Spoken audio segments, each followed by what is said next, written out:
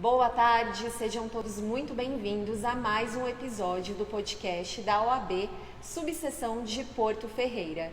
Inicialmente, quero agradecer o apoio cultural da Manhane Seguros.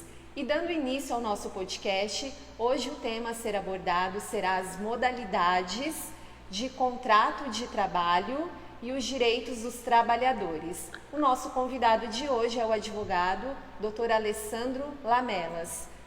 Seja bem-vindo, doutor. Muito obrigada por ter aceitado o convite. Eu que agradeço, doutora Tatiana, a oportunidade. Desde já parabenizo o projeto podcast da OAB, que veio para compartilhar um pouco de informações com a nossa população. Com certeza. Doutor, fique à vontade para se apresentar, conte um pouco da sua trajetória profissional, da sua trajetória na advocacia. Bom, doutora, eu sou advogado já há 23 anos. Fui formado na Faculdade de Direito de Leme, sou da turma do ano de 2000. Em 2001 eu já me inscrevi na OAB, né? Recebi inclusive a carteira da Ordem das mãos do presidente Dr. Rui Gouveia. Que bacana. Atual presidente hoje. Bacana. E iniciei num sindicato dos condutores, trabalhei por 10 anos. Daí a minha paixão também pelo direito do trabalho, do tema que nós vamos estar falando aqui hoje. Que legal, doutor, muito bacana a sua trajetória.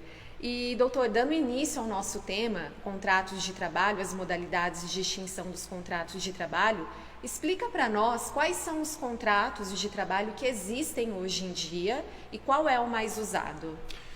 Certo, doutora. Existem diversas modalidades. A CLT prevê várias delas, onde é o empregador que vai avaliar a necessidade que ele vai ter para cada caso, para cada necessidade que ele tiver.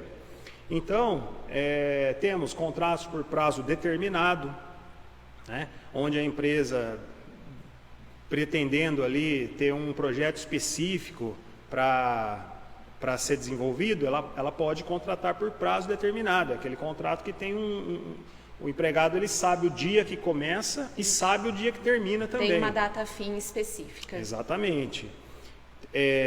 Dentro do contrato de prazo determinado, tem um contrato de experiência. É importante sempre dizer que o contrato de experiência, ele é um contrato de prazo determinado, mas ele pode ser transformado depois por prazo indeterminado, que é a modalidade que nós vamos... E o prazo da experiência? Exatamente. No máximo de 90 dias. Né? Então, o empregado ele é admitido logo no primeiro dia de trabalho, e aí tem um mito que é interessante a gente esclarecer aqui, de que alguma empregadora pode dizer para o empregado: olha, começa a trabalhar aí, e que depois, se você passar na experiência, você é contratado. E deixa o empregado sem registro. Isso não pode. O empregado ele tem que ser registrado no primeiro dia de trabalho dele, e a empresa pode se utilizar do contrato de experiência.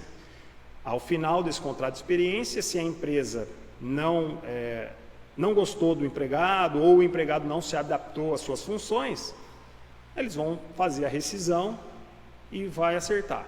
É uma outra modalidade também muito usada, tá? Que é o contrato de experiência. Depois temos o contrato autônomo, aí não teria o vínculo, é um contrato de trabalho, mas não teria o vínculo empregatício. Ou seja, não tem um registro. Exatamente, o autônomo ele não tem horário para cumprir, ele desenvolve o trabalho dele conforme a disponibilidade dele. Mas isso são trabalhos que a empresa precisa, aqueles trabalhos que não, geralmente, não se enquadra na atividade fim da empresa, né? Ah, entendi. Então, são trabalhos autônomos sem subordinação, sem observação de horário de trabalho. O trabalhador autônomo tem independência para exercer para gerir as suas atividades e os seus horários, né? Esse é um tipo de contrato que também, aí ele não teria registro em carteira. E pode ser contratada pessoa física, pessoa jurídica?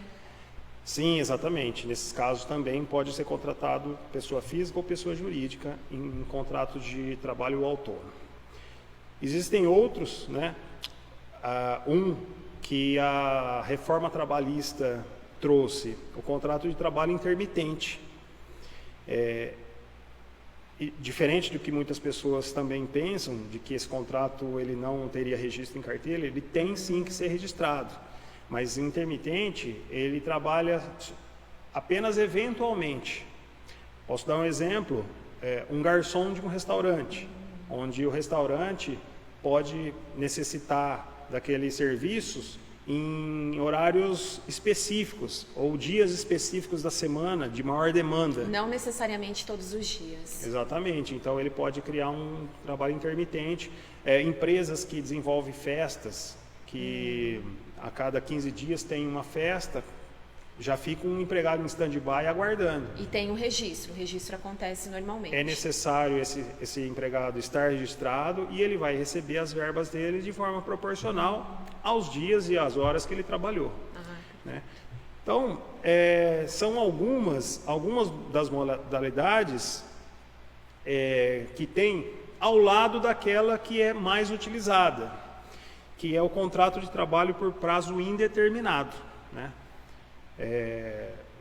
Acho que vários de nós aqui, alguém já teve algum contrato ali na carteira, que é o contrato por prazo indeterminado, que ele pode iniciar através de um contrato de experiência e depois, passando na experiência, a partir do momento que o empregado trabalha no próximo dia, após o 90º dia, trabalhou, já se transformou automaticamente em contrato por prazo indeterminado.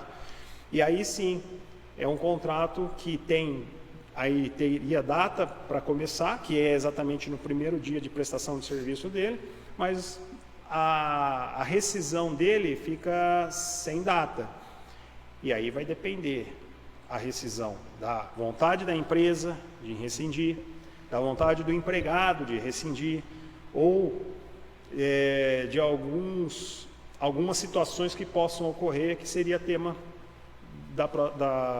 das perguntas mais para frente aqui para a gente. Perfeito, doutor.